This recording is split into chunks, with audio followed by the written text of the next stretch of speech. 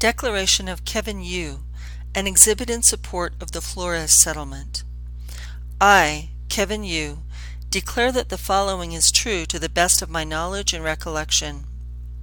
My name is Kevin Yu. I was born on October 14, 2000 in San Salvador, El Salvador. I am 17 years old. I lived in San Salvador until May 28, 2018, when I left on my own to come to the United States.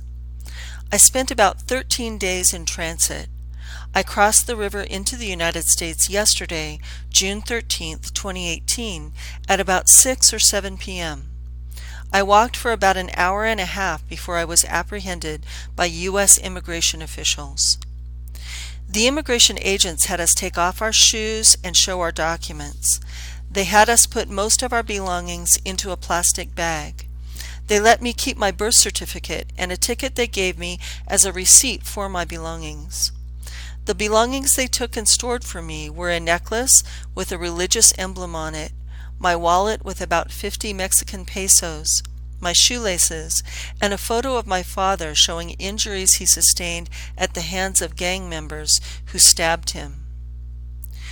Then they called a bus and took us to the CBP holding facility in McAllen, Texas, where I am now. I arrived at the CBP facility at about 10 p.m. Here they searched us again. Somebody searched our bodies. They had us raise our shirts so they could see our chests and backs. They patted us down below the waist. They said this was for security and also to check if we had any injuries. They put me in a cell with something like 26 people in it, all boys under age 18. Most of us were 16 or 17, but there were also some boys who were 13 and 14. They didn't seem to make any special effort to separate the older boys from the younger ones. The cell was very crowded. There were so many of us that we could not stretch out on the ground or the benches. Most of us had to sit upright and stay in one place. When I entered the cell, I was not given a blanket. When some other boys left later, a few of us who didn't have blankets at first took the opportunity to get the ones they had used. None of us had mats for sleeping. The temperature in the cell is cold, especially without a blanket. I only have a t-shirt, but you get used to the chill. I didn't sleep most of the night. I wasn't sure if I would be called by the immigration agents, so I spent most of the night alert in case I was called.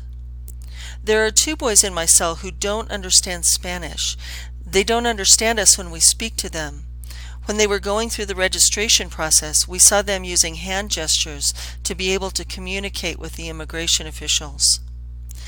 There is a toilet in our cell. There is a short wall between it and the rest of the cell, but there are always people close to the entry because there are so many of us in the cell. We put the trash can in the entry to give us a bit of a barrier between the rest of the cell and the toilet. It doesn't feel very comfortable, but we manage as best we can. It feels uncomfortable to use the toilet, and we also are conscious that we are making the person who is using the toilet feel uncomfortable. There was no toilet paper in the toilet when I arrived in the cell, but then after I woke up at about 1 or 2 a.m., I saw that there was paper. There is no soap. We wash our hands just with water. I don't have a toothbrush or toothpaste, and I still haven't been given any since I arrived. I have not been allowed to shower or bathe since I have been here. The food we receive is a sandwich with ham and a juice. Last night we also received a cracker with our meal, but not for the other meals. The food isn't really sufficient. It makes me less hungry for a while, but it's not really enough. In between meals I get hungry. From 7 a.m. to 1 p.m. I have had to wait with no food. It's not possible to get a snack in between meals. I just had to wait. I have not been able to call my family while in this detention facility. I would like to tell them where I am. I'm sure they're waiting to hear from me and are worried about me. I haven't received any information about what happens next. They just took my photo and my prints. That's it. Immigration hasn't given me anything in writing to tell me what happens next with my case. The agents here haven't even told me what the steps are in the process. They just call us periodically for something. We never know if they need more information or if we're waiting for something. We just don't know what the process is because they don't tell us anything. That's why it's hard to sleep. We don't want to fall asleep until we're sure the paperwork is completed because we're worried we'll miss something. I swear under penalty of perjury under the laws of the United States that this declaration is true and correct to the best of my ability. June 14th, 2018.